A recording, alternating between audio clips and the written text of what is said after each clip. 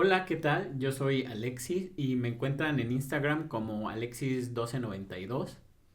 Hola, yo soy Ale y estoy como Ale240692. Bienvenidos a Fuera de Plano. Bueno, este es un episodio especial. Nos tomamos un tiempo debido a que falleció nuestra gatita Mau, que estuvo con nosotros 18 años. Y bueno, tuvimos que hacer una pausa para asimilarlo, para vivir el duelo, en el que pues pienso que seguimos estando, pero hoy volvemos a grabar y a tomar este tema desde otro lugar. Y para mí me gustaría recordarla con una frase que escuché en un libro o en una entrevista, la verdad no me acuerdo, que la decía el Dalai Lama y habla sobre que el amor no desaparece con la ausencia, solo cambia de forma. Y creo que eso explica muy bien lo que pasa cuando alguien importante ya no está. Su presencia se queda en lo cotidiano, en los espacios y en los silencios. Desde ahí nace también este episodio y esta reflexión sobre la memoria. Por mi parte solo quiero decir gracias Mau por todo este tiempo. Y bueno, para entrar en el tema, pues hoy vamos a hablarles de la arquitectura para la memoria, que son estos espacios que no buscan llamar la atención, sino acompañar, lugares donde el vacío, el recorrido, la luz o el silencio, pues dicen mucho más que cualquier forma espectacular que como arquitectos estamos a veces acostumbrados a ver. Memoriales, cementerios y proyectos que nos recuerdan que la arquitectura también existe para cuando alguien ya no está, y no desde lo trágico, sino desde lo humano, desde la idea de que los espacios pueden ayudarnos a recordar, a detenernos un momento y a honrar lo que es importante para nosotros.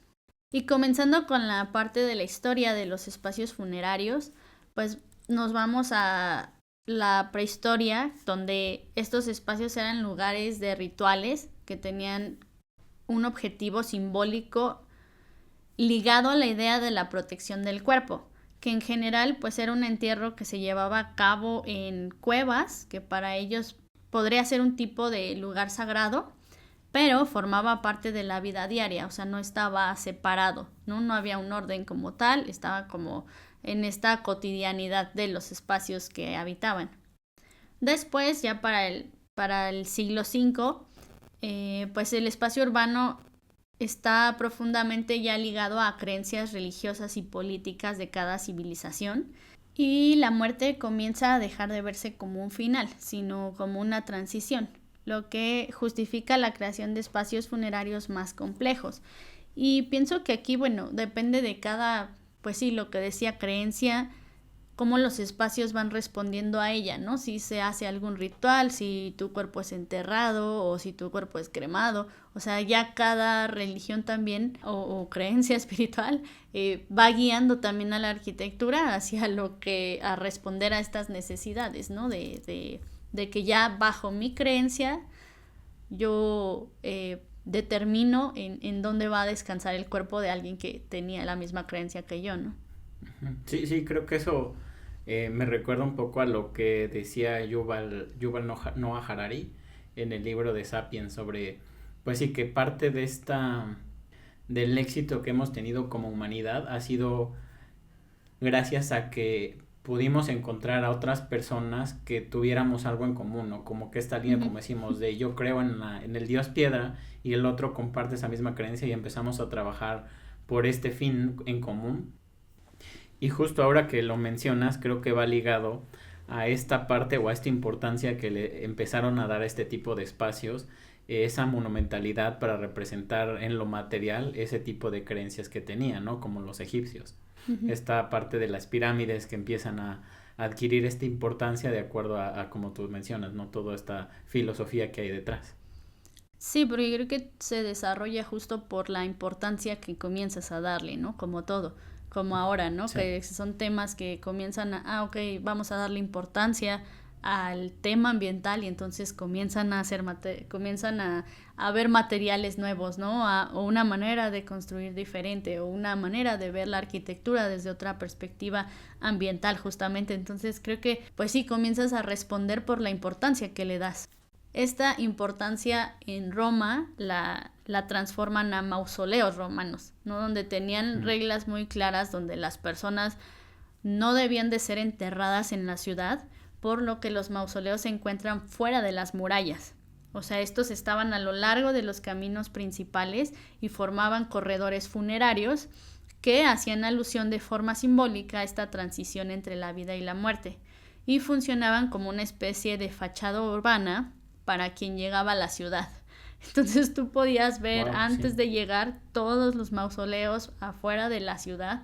O sea, entonces digo, debe de ser impactante ver eso, porque pues sí creo que como primer acercamiento a una ciudad, como la muerte no se esconde, ¿no? O sea, la muerte se muestra porque es memoria, porque es un símbolo de la permanencia de alguien, que era más o menos como este objetivo de los mausoleos, de entender que es algo que la muerte es parte de la vida y yo puedo verla, ¿no? O sea, yo físicamente puedo verla, pero al mismo tiempo también, pues, empezó a generar un orden y una separación, porque comienzan a tener ya espacios en donde, o reglas, ¿no?, dentro de la ciudad que establecen que entonces los espacios funerarios están afuera y tienen un orden y están separados de nosotros, que es un poco lo contrario que hacíamos aquí en México. Para comparar la manera en la que veíamos nosotros la muerte, que eran estos espacios funerarios que eran parte esencial de la arquitectura. ¿Por qué? Porque nuestra creencia, al contrario de ellos, era que la vida y la muerte y la religión, ¿no?, que era como un poquito también esta parte que nosotros teníamos o concebíamos como importante, se integran en el espacio urbano, ya que es esta idea de reforzar la identidad cultural, ¿no? O sea, que como cultura, la muerte y la vida para nosotros es prácticamente una convivencia cotidiana todo el tiempo. Entonces, sí había entierros y había ciertos lugares, pero eran los basamentos de las pirámides. Entonces, justo como lo mencionábamos en el episodio de reconversión, nuestra cultura construye por etapas. Entonces, de la misma manera, si un gobernante moría, se enterraban sus restos y se construía una nueva etapa para un nuevo gobernante. Entonces, seguían siendo espacios activos para la comunidad, o sea, eran plazas ceremoniales donde seguía habiendo festejos, donde seguía habiendo rituales. Y entonces esta idea de que la vida y la muerte coexisten, pues se refleja espacialmente en que no existe una separación, pues nuestra vida sigue, ¿no? Y esta separación realmente no existe, ¿no? O bueno, nuestra cultura, nosotros como mexicanos siempre hemos visto la muerte de una manera muy distinta a los demás, y es algo que aún se sigue pues celebrando y aún seguimos siendo como un punto importante en las culturas de cómo vemos la muerte. Y a partir de este momento en el tiempo, la muerte y la ciudad comienzan a transformarse de una manera más radical. Si en los periodos, como tú comentabas ahorita, en la antigüedad y en las culturas prehispánicas, convivían más de distintas formas con esta vida cotidiana, en estos siglos empiezan a marcar un cambio importante. La muerte se empieza a regular y a controlarse desde el ámbito religioso. Empieza a adquirir un poder más amplio y empieza a ordenar todo esto, pues sí, estos espacios, estos lugares de entierro, esta forma o esta transición que decíamos con la muerte se empieza a implicar más dentro de la religión. Eso se me hace como un punto importante de rescatar la parte en la que tu creencia también muchas veces dictamina la manera en la que piensas que vas a morir, ¿no? Y cómo pues eso está ligado a la cercanía que quieres tener cuando tu vida termina a la arquitectura que representa esa creencia, ¿no? Tiene una relación mucho más directa ya con la religión como tal y los espacios que representan cada religión. Y creo que eso es lo que caracteriza a la Edad Media. Estos espacios se integran por completo a la arquitectura religiosa, ya no se entiende más como veíamos en la antigüedad, que forman un espacio desentendido de estos lugares, sino que se empiezan cada vez a pegar a esta arquitectura religiosa, en donde pues las personas quieren que estén o se sitúan lo más posible a través de, pues sí, de estos altares, de la cercanía con esta fe y estatus que también tenían la misma religión, ¿no? También no era lo mismo, como decíamos, si yo era un campesino que pues iba a la iglesia, que a lo mejor si era ya un obispo o era un padre, Creo que todo esto también empieza a verse reflejado en los espacios, esta diferenciación dentro de la misma arquitectura en donde se están llevando a cabo los entierros. Y bueno, en la conquista, esta forma en la que venimos hablando de cómo se empezó a modificar y a entender, a basarse un poco más la muerte y relacionarse con la religión, se imponen las prácticas prehispánicas. En la Nueva España los entierros se empiezan a replicar como lo hacían en Europa, ¿no? En atrios, en iglesias, conventos o abajo de las mismas iglesias, reforzando pues sí esta idea que se tenía sobre el poder y la religión, ¿no? Como decíamos muchas veces, la costumbre que se tenía en estas, y creo que eso viene desde los romanos, la forma en la que tú llegabas y conquistabas un pueblo, a un lugar, pues era borrando su cultura. ¿Y cómo se hacía? Pues poniendo estos edificios importantes sobre los que ellos ya tenían. De cierta forma transformar la ideología que ya se tenía en lo nuevo o en las nuevas creencias, ¿no? Y esto también se refleja en esta parte de la muerte. Ahora también, como decíamos, si en Europa, como lo hablamos, ¿no? Si eras un campesino, ahora aquí, si eras una persona indígena que practicaba o tenía otra creencia diferente, pues sí empieza a tener este contraste y esa diferenciación que empieza a regularse y a reflejar el orden social que venían a imponernos, ¿no? Como sabíamos, criollos, mestizos, y eso empieza también a reflejarse en los lugares en donde te enterraban. Y bueno, aquí quería pues sí hacer como un paréntesis de entender cómo la arquitectura, digo, a través de ya sea una creencia o muchas veces esta parte del poder que mencionas, justo también pues sí se utiliza para eliminar algo que estaba anteriormente, ¿no? Digo, ahorita lo podemos ver como desde el lado religioso y desde una creencia espiritual o algo más hacia, pero ya junto con lo que dices, ahí ya puedo ver pues sí, este símbolo de poder, ¿no? De yo sobre ti. Siguiendo con la historia, llegamos al siglo XIX, en donde pues el espacio funerario se empieza a transformar de nuevo a partir de unas reformas sanitarias y urbanas. Los entierros, como lo habíamos comentado al principio, irónicamente, se vuelven a trasladar fuera del centro urbano a espacios más periféricos ya planificados por el mismo Estado. Empiezan a surgir ya los cementerios como los conocemos ahora, más modernos, más ordenados, con trazas, con calles, con estas, pues sí, como parcelas muy definidas, en donde también la arquitectura empieza a adoptar un lenguaje neoclásico y romántico, donde también empieza a verse eso como un símbolo de memoria o de estatus o de representación social. Creo que aquí ya empezamos a entender más el espacio funerario como una representación más de allá de como que conectar con tu religión. Siento que ya empiezas a entender cómo el lugar en donde vas a descansar va a representar tu ideología que tenías, ¿no? Siento que por eso se empiezan a adornar más, empiezan a poner estas columnas o se empiezan a forrar de mármol o empiezan a poner estas estatuas más simbólicas, el ángel, pues sí, toda esta representación también de la religión, pero personalizada hacia la forma en la que tú eras. Bueno, algo que yo quería decir que va ligado con lo que dijiste tú, es esta parte en la que, pues sí, los cementerios modernos de cierta manera ya o sea, bueno, hablando sobre la religión católica, por ejemplo, que es a la que más estoy como acercada, aunque no la practico, pero es como este cementerio moderno en donde todos somos iguales. O bueno, no sé si esto sea algo que yo le doy esta clase de simbolismo o de creencia quizá, en el que pues la muerte nos iguala a todos, ¿no? No importa qué hiciste, qué fuiste, cuánto dinero tuviste, o sea, al final la muerte es igual para todos y ya depende de cada quien, ¿no? Quizá el que si, como dices, lo adorno, lo muevo, en dónde elijo el lugar, o sea, ya depende mucho individualmente, ¿no? Pero siento que como símbolo de igualdad, no sé, me parece como interesante ya esta manera de cómo los cementerios son actualmente. Sí, justo eso es a lo que viene en la historia.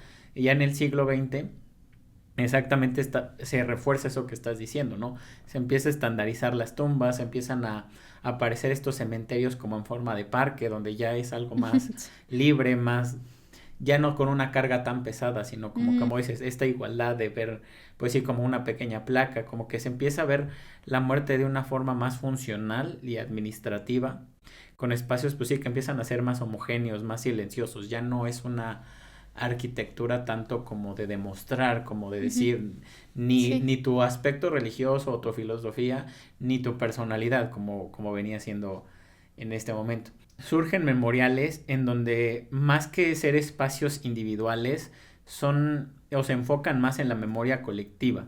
Empiezan a recordar ausencias, tragedias o hechos históricos que nos marcaron como sociedad. Creo que pues sí sirve como este recordatorio para dejar huella de lo que se vivió, ya sea algo trágico en la mayoría, que no pase desapercibido, ¿no? Que podamos reflexionar, que nos sirva como reflexión para tenerlo en cuenta, pues sí, en nuestra historia.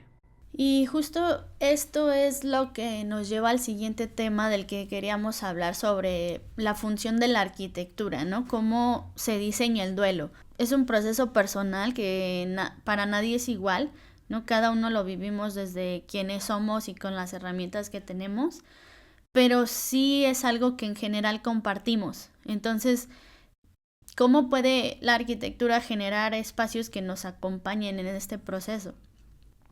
El arquitecto Peter Eismann, quien fue el que diseñó el Memorial del Holocausto en Alemania en el 2003, menciona que personalmente el proyecto lo hacía sentirse separado de su ego. Y bueno, pienso que hay algo muy valioso en este tipo de espacios que te llevan a recordar lo que es realmente importante, ¿no? Como a conectar con tu entorno, con la misma arquitectura, y quizá en estos momentos más reflexivos observamos con más detalle lo que nos rodea.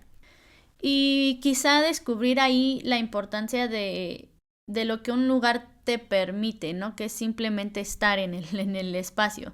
Y bueno, la arquitectura no puede aliviar el dolor, pero creo que sí puede ofrecernos un lugar donde el dolor tenga espacio, donde no tengamos que apresurarnos a fingir que estamos bien, ¿no? Estos lugares que nos recuerdan que nuestro duelo también necesita tiempo, silencio y pausa, y que está bien detenerse, ¿no? Quizá admirar el espacio, el caminar en él, el observar la luz, el tocar los materiales, y ahí es donde yo rescato como este valor más profundo de cómo la arquitectura puede acompañar las emociones que justo está por las que estamos pasando, ¿no? En ese momento.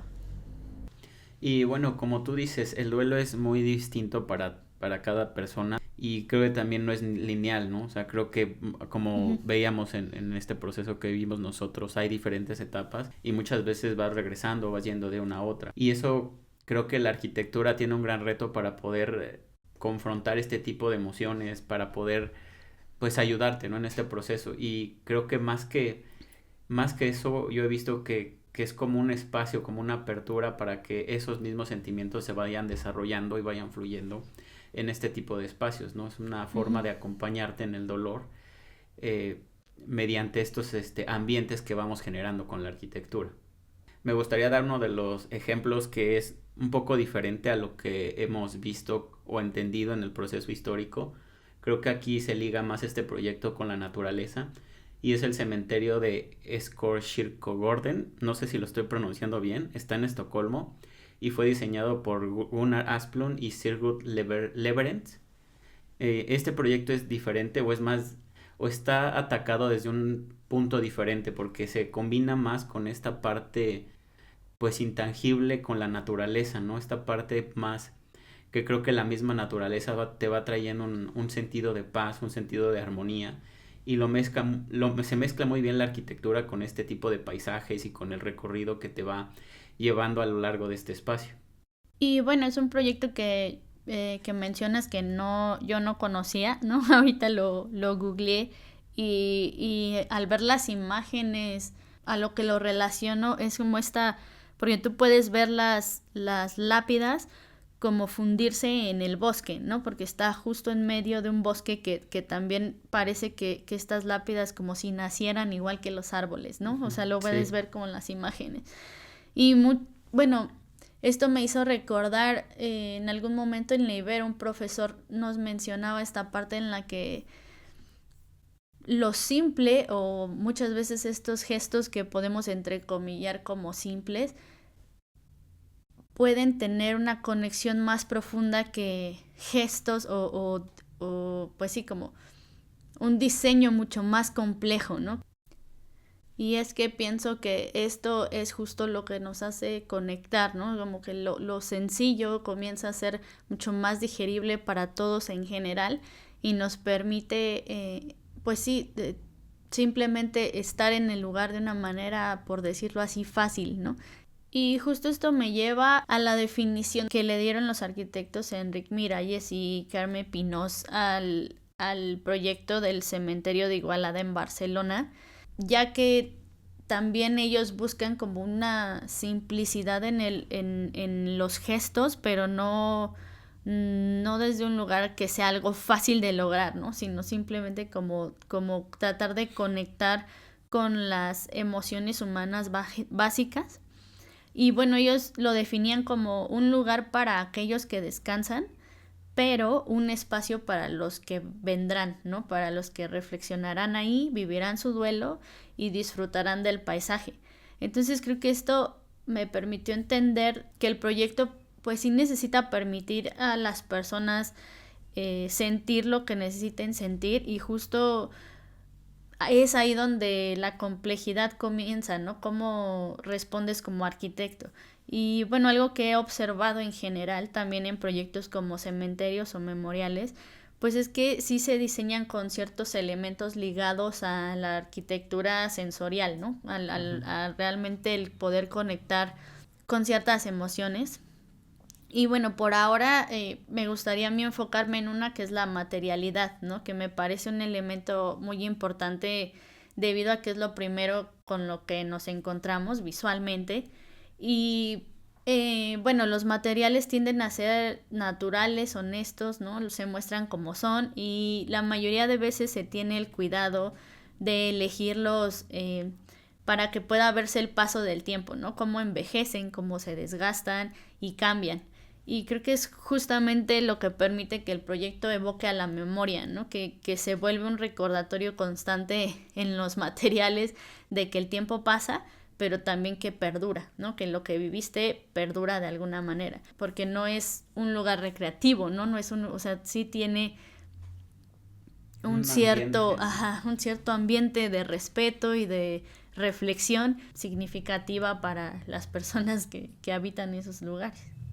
Creo que para mí lo que identifiqué es más como esta parte del recorrido que empiezo a ver que todos los proyectos tienen una gran importancia o se enfocan en cómo llegas a estos lugares, ¿no? Como decimos, el ambiente que van creando y que van generando para poder, más que ayudar a una sanación, como que es un acompañamiento en este mismo proceso de duelo, de sentimientos, ¿no?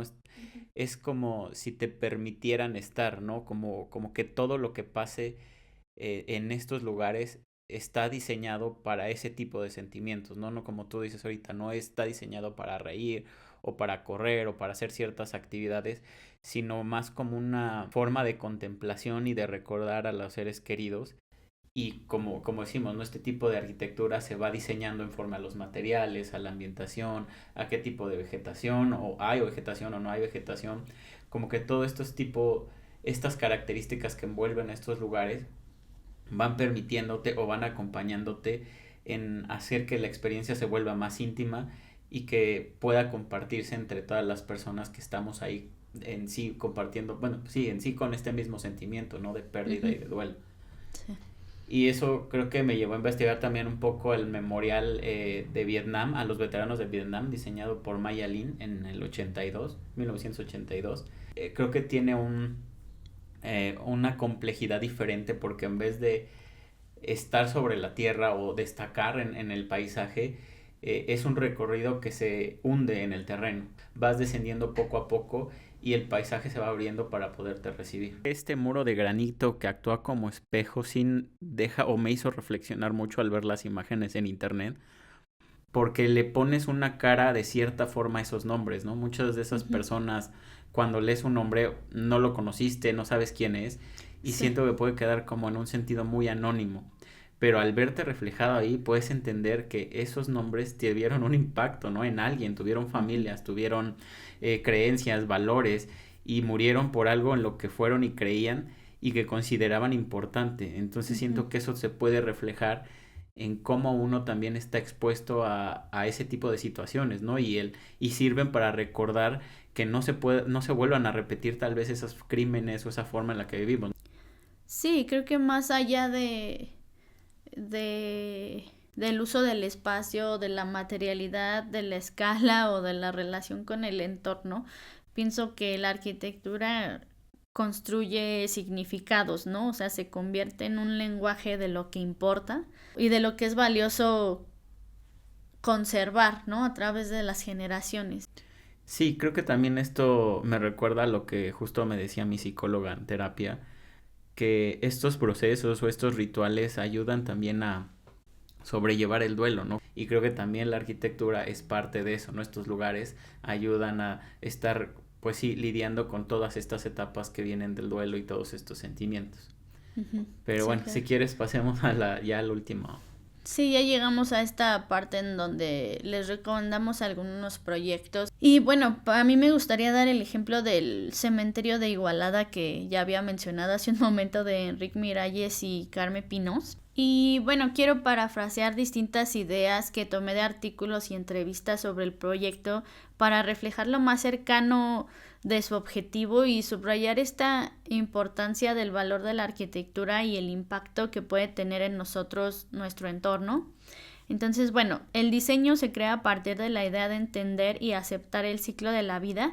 El proyecto busca crear una progresión continua y fluida de espacios a lo largo de un paisaje escalonado con el que pretende perderse de una forma natural. Quiere generar un sentimiento de serenidad al encontrarse en un lugar fácil de recorrer que se pierde entre las montañas y prioriza la experiencia del recorrido como alusión al recorrido de la vida. Para mí el proyecto de Mayalin fue el que más me impactó, el proyecto de los veteranos de Vietnam. Lo recomiendo porque creo que la forma en la que el dolor no se observa, sino se recorre, se siente y se entiende desde el cuerpo. Creo que utiliza gestos muy simples como cortes del terreno, recorridos lentos, cambios de nivel, en el que cualquier persona puede entender, imaginar y experimentar sin saber de arquitectura. Y por la parte del duelo, creo que para mí lo que más he recordado son esos momentos simples y lo cotidiano. Creo que muchos de estos momentos que le quedaron ligados a espacios concretos, espacios donde ella dormía, espacios donde comía. Y creo que es importante, como lo mencionábamos ahorita en la arquitectura, ¿no? Que podamos recordar esos lugares porque creo que ahí destaca la presencia que tuvo, ¿no? Este animalito, esta compañía, la rutina que seguíamos. Y entiendo que pues vivir aquí todavía con esos recuerdos duele, pero también habla de lo significativo que fue lo que vivimos con ella. Y igual creo que está bien pedir apoyo, está bien acercarse a un psicólogo o psicóloga que pueda darte un lugar seguro para compartir lo que sientes. Y si te quedaste al final de este podcast, gracias por escucharnos. Esperamos que algo de lo que dijimos haya conectado con ustedes. También agradecer a los nuevos suscriptores. Y ya saben que pueden seguirnos en nuestras redes sociales como Fuera del Plano, en Instagram, TikTok y Facebook. Y bueno, nos vemos en el siguiente episodio.